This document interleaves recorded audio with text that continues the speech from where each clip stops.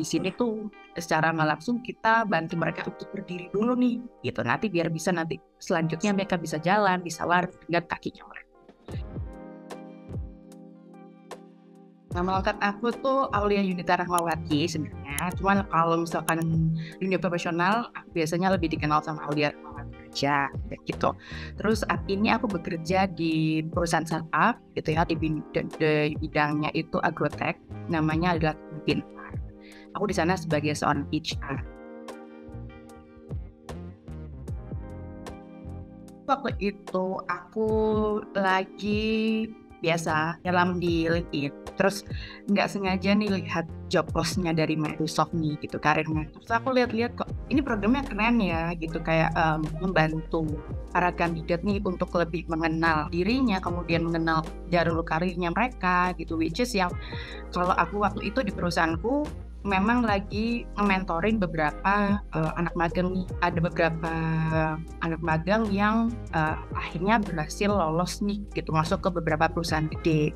Dan di sini aku merasa kayak wah ini salah satu hal yang menarik nih gitu, dan yang mana juga aku lakuin dan aku berhasil nih gitu. Kalau misalkan pun aku bantu teman-teman yang lain pun bakal bagus banget nih gitu, dan aku akhirnya coba di apply. Aku lihat dari beberapa requirement tuh cocok sama aku juga, akhirnya aku coba apply. Udahnya nggak berapa lama aku dihubungi sama Anissa nih gitu di interview, terus aku jelasin juga beberapa hal apa nih gitu ya aku mau mengambil pekerjaan ini gitu, dan aku menjelaskan beberapa hal juga ya sama sebelum itu aku bilang tadi gitu ya, bisa membantu orang, kemudian membantu itu satu hal yang mungkin aku happy aja gitu. Dan aku lihat juga anak-anak fresh grad sekarang itu gapnya itu lumayan nih gitu untuk memahami apa yang dibutuhkan para pekerja gitu ya, perusahaan untuk dapat mereka menerima mereka itu, mereka juga bingung nih harus seperti apa. Kayak biasanya kan permintaan dari perusahaan tuh kayak butuh anak-anak fresh grad tapi yang pengalamannya udah 3 tahun. Nah itu kebanyakan anak-anak juga ini gimana nih gitu, dan di situ aku kayak tergerak, boleh deh yuk bantuin anak-anak ini. Aku ngerasa kayak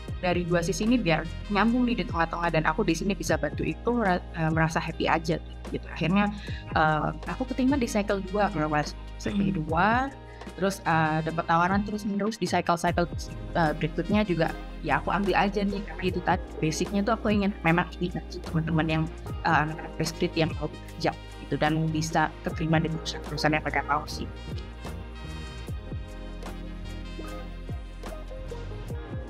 Kalau tiap pertemuan ya, itu mereka bisa berhasil paham sama apa yang aku sampaikan gitu. Jadi materi yang aku kasih berhasil mereka pahami dan bisa mereka terapkan. Itu salah satu bentuk sukses kecil buat aku.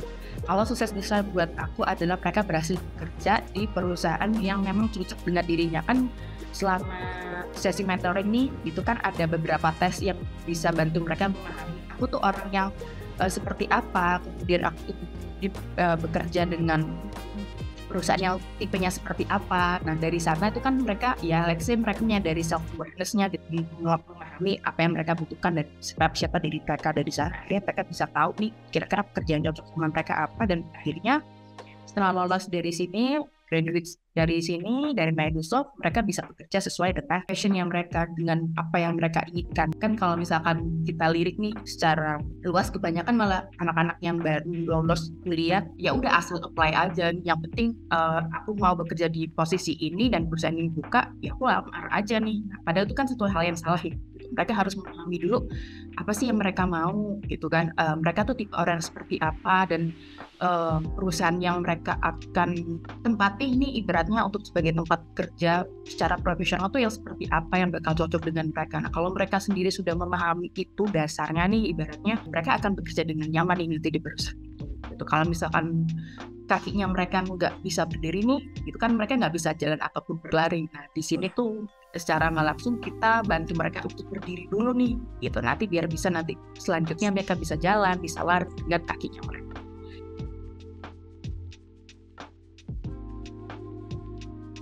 Memahami mereka gitu, maunya mereka itu gimana, kan setiap orang punya personality masing-masing ya. Nah itu kadang ada yang kita ngajak ngobrol aja tuh langsung terbuka, itu tuh ada gitu. Ada yang harus kayak pelan-pelan dibuka gitu agar kita paham ini tuh anak kenapa dan maunya apa gitu. Karena kan ya balik lagi kita tuh ibaratnya ya kayak orang tua juga harus ngerti dulu nih ini maunya apa gitu, nanti ke depannya apa. Dan dari sana tuh aku langsung tahu nih, ini anak itu bingung banget maunya apa. Kadang tuh juga mereka tuh mau bekerja di sebuah perusahaan, untuk instansi ataupun profesi itu karena orang tuanya. Padahal mereka punya keinginan sendiri. Aku tuh maunya ini, tapi dari orang tua tuh seperti ini, kayak gitu. Dan di sini tuh yang aku jadinya dengerin gitu. Oh oke, dia punya kebingungan di sini harus melangkah ke arah mana gitu. Terus kemudian kadang ada tipe-tipe yang memang kompetitif niat untuk ngikutin program ini, ada juga yang kayak ogah-ogahan gitu. Nah kalau yang dapet yang ogah-ogahan banget nih, itu tuh kadang yang kayak ya Allah sabarkanlah aku gitu aja sih. Tapi overall menyenangkan sih kalau sama anak-anak ini. Tuh, aku belum pernah sih dapet yang unik-unik. Itu ada beberapa cycle, tapi paling cuma 1-2 anak, sisanya itu yang masih bisa di-handle sih.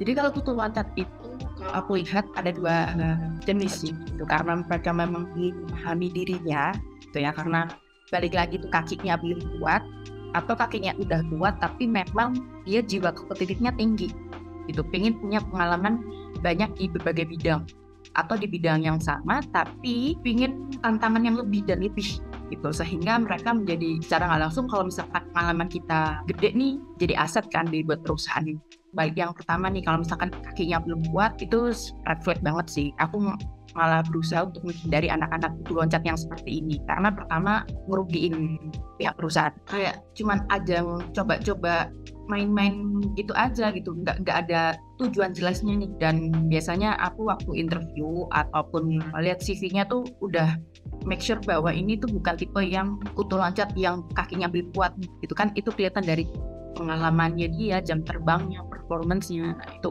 kalau kayak gitu aku langsung skip nih gitu dari CV-nya mereka. Tapi kalau tipe-tipe kutu loncat yang karena memang dia ingin punya pengalaman atau jam terbang yang tinggi, aku pun juga mikir ulang juga tuh, nggak yang langsung asal aku terima aja nih di sebuah perusahaan itu. Tapi tujuannya utama itu sebenarnya apa sih? Itu pengalaman seperti apa sih yang dia mau gitu. Terus aku pastikan lagi ketika nanti di interview tuh aku ingin tahu jawaban tepatnya nih gitu. Kenapa dia seperti itu? Kemudian kira-kira bakal cocok nggak dengan perusahaan ini? Karena balik lagi, aku yang sebagai HR ini juga capek nih gitu. Kalau misalkan harus hire, terus keluar lagi hire, keluar lagi gitu, wasting time, kemudian wasting money juga. Jadinya aku make sure di sesi interview itu juga gitu. Jadi kayak benar-benar dipastikan dia ini penyebabnya kenapa nih gitu. Kalau misalkan perusahaan aku bukanlah tujuan akhir dia, ya aku nggak ambil juga sih sebenarnya gitu.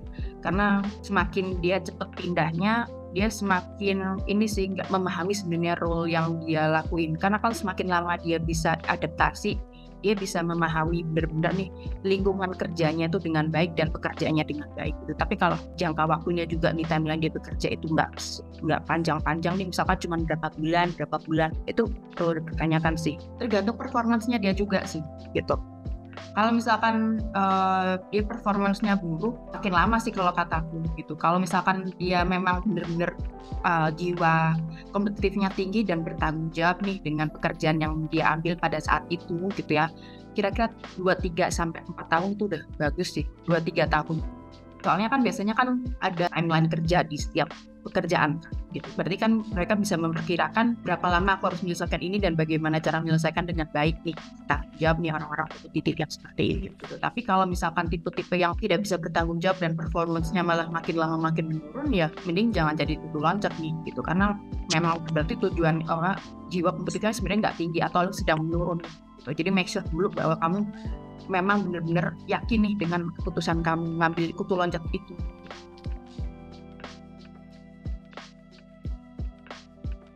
Yang positifnya dulu kali ya. Kalau positifnya itu dia ini adalah tipe Korea kompetitif, kemudian juga dia ini biasanya adalah tipe orang yang ingin meningkatkan relasi, kemudian dia berusaha biasanya orang-orang seperti ini dengan jiwa kompetitif yang tinggi dan relasi yang bagus nih.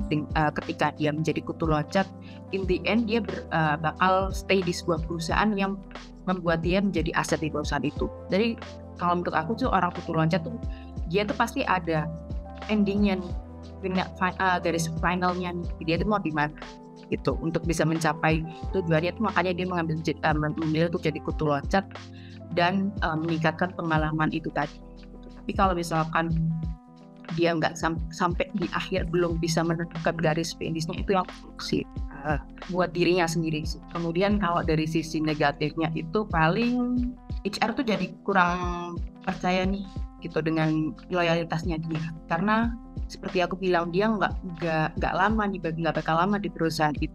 Itu bisa juga dia bukan tipe yang profesional gitu, jadi takutnya nih gitu ya rahasia perusahaan kita sebar nih ke perusahaan lain.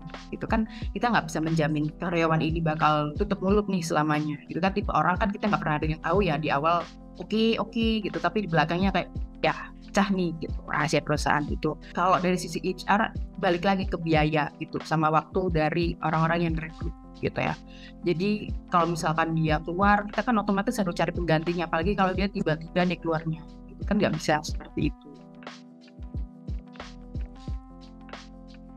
Pastikan dulu nih kalian memahami diri kalian dengan baik, baik buruknya, kemudian kalian ada orang yang seperti apa, kemudian kalian bakal cocok dengan jenis perusahaan yang seperti apa, visi misi perusahaannya sebelum kalian melamar ke perusahaan itu, gitu ya. Karena kalau kalian, ya kayak aku bilang tadi nih, kalau kaki kalian sendiri aja nggak bisa buat kalian berdiri, buat jalan dan lari itu pun akan susah gitu. Jadi coba untuk benar-benar dulu pahami diri kalian sendiri, apa yang kalian mau, yang lainnya nanti akan dengan mudah ngikutin kok. Even nanti kalau misalkan kalian akan switch karir, ataupun kalian belum menemukan karir yang benar-benar tepat nih, kalau kalian mencoba untuk balik lagi ke dasarnya, yaitu memahami diri gitu ya, nanti kalian bisa bakal mudah kok nemuinnya, karena ada di diri kalian sendiri sebetulnya semua. Cuman balik nih, kamu mau cari tahu lebih dalam atau enggak. Terus jangan pernah patah semangat gitu ya, setiap orang tuh punya jalannya sendiri-sendiri, punya waktunya sendiri-sendiri. Kalau misalkan mau membandingkan, coba bandingkan diri kamu yang sekarang dengan kamu yang ada di tahun-tahun sebelumnya atau yang tahun-tahun ya sebelumnya ini gitu. Apakah kamu udah ada perubahan atau belum gitu ya, karena tiap orang kan beda-beda nih alur hidupnya yang dikasih. Terus tetap percaya nih sama kemampuan diri sendiri. Jangan tutup jalan pikiran kalian dengan kata enggak. Pasti kalian bisa, cuman belum nemu cara yang tepat aja gitu.